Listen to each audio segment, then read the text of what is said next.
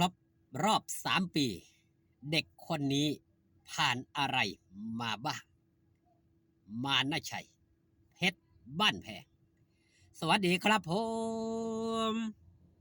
สวัสดีพี่น้องครับป้องปายมิตรหมอแคนแฟนหมอลำยินดีต้อนรับเข้าสู่ช่องไทยซีเกตชาแนลสวัสดีไปยังแฟนคลับ FC ลาหน่อยอุ้งอิงแฟนคลับ FC สาวหน่อยเพชรบ้านแพงและแฟนคลับ FC น้องมานะสาวน้อยลำเพลินโชว์สู้ขู่สู้คนนะครับเด้อมาพบมาพอกันในเวลา15 นาฬิกา14 นาฬิกาเกือบ45 นาฬิกาแล้วครับเกือบ3 โมงแรงเนาะบรรยากาศถือว่าฮ้อนจัดจ้านพร้อมกับข่าวสารเรื่องราวที่ร้อนแรงณปัจจุบันนี่ก็ว่าได้เด้ครับเพราะว่าผ่านมาแค่1 มือแค่นั้นทางด้านได้ครับทางด้านมานะหรือว่ามนูนเพชรบ้านแพงนี่ล่ะไปสังกัดใหม่คือสาวน้อยลำเพลินโชว์ก็ใส่ซื้อว่ามานะชัยสาวน้อยลำเพลินโชว์ก็อยู่ภายใต้สังกัดเดียวกันคือเก่าคือเดิมเรื่องราวของมานะหรือมานูนสาวน้อยเพชรบ้านแพงสาวน้อยลำเพลินโชว์นี่ล่ะคลิปนี้สิมาเว้าฮอดจอดถึงรวมไปถึงน้องมานะเองออกมาโพสต์แบบนี้ครับเมื่อ1 วันที่ผ่านมาครบรอบ3 ปีแล้วตัวนี่ที่อยู่สังกัดสาวน้อยเพชรบ้านแพง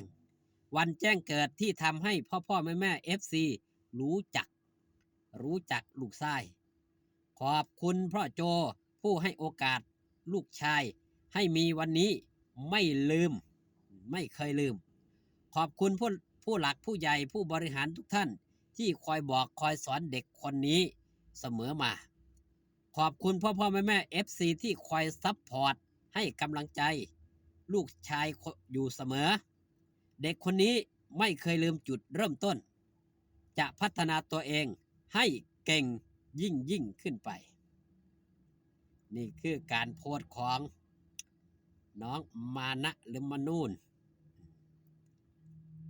เพจดังครับเพจดังได้เอาไปว่าฮอดจอดถึงนั่นคือเกาะติดหมอลำดังครบรอบ3 ปีน้องมานะบนเส้นทางศิลปินสาวน้อยเพชรบ้านแพงแฟนคลับร่วมแสดงความยินดีส่งกำลังใจล้นหลามนับเป็นอีกหนึ่งหมุดหรือว่าจุดหมายสำคัญของเส้นทางศิลปินเมื่อน้องมานะศิลปินในสังกัดสาวน้อยเพชรบ้านแพงก้าวเข้าสู่ครบรอบ3 ปีนับตั้งแต่วันที่ได้แจ้งเกิดและเป็นวันที่พ่อแม่แฟนคลับ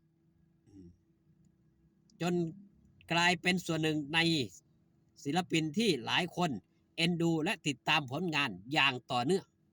โดยเจ้าตัวได้ออกมาโพสต์ข้อความย้อนถึงวันแรกของการเริ่มต้นพร้อมแสดงความขอบคุณที่มีส่วนสำคัญในเส้นทางนี้ทั้งพ่อโจผู้ให้โอกาสและผลักดันให้ได้ก้าวเข้าสู่วงการรวมถึงผู้หลักผู้ใหญ่และผู้บริหารทุกท่านที่คอยให้คำแนะนำสั่งสอนและสนับสนุนมาโดยตลอดนอกจากนี้ยังไม่ลืมกล่าวขอบคุณพ่อแม่แฟนคลับที่คอยซัพพอร์ตและให้กำลังใจอยู่เสมอพร้อมย้ำว่าเด็กคนนี้จะไม่ลืมจุดเริ่มต้นและตั้งใจจะพัฒนาตัวเองให้เก่งขึ้นไปในเส้นทางศิลปินต่อไปโอกาสนี้แฟนข่าวบันเทิงขอร่วม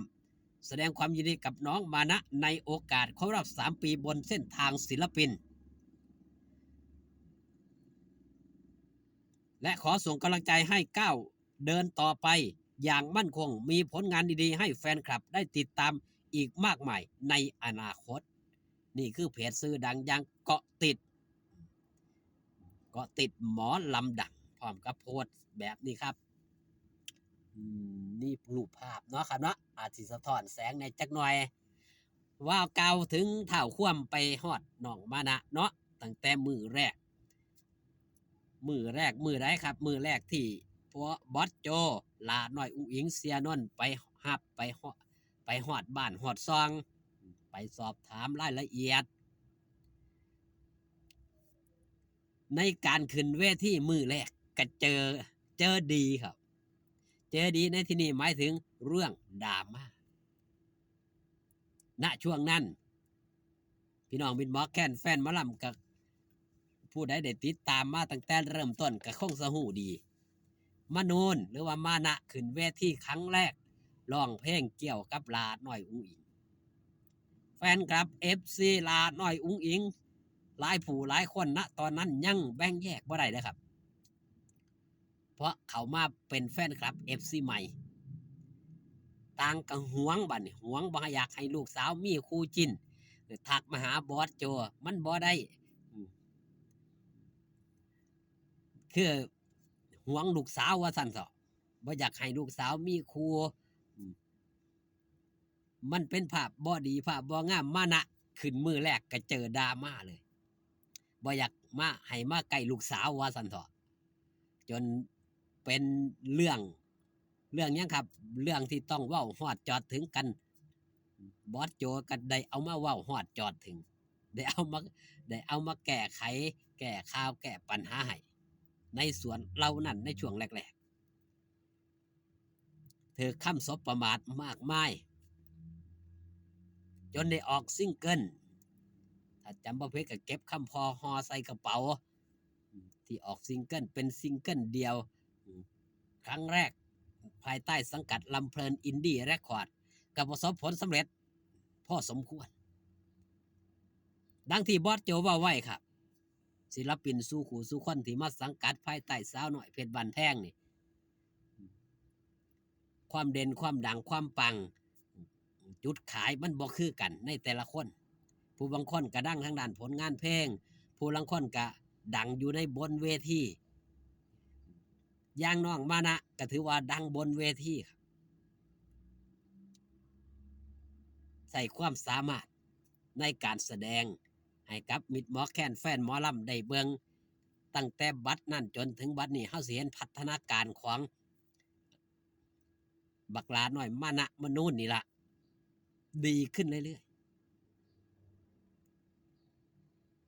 บ่แม่นเป็นคนเก่งแต่ว่า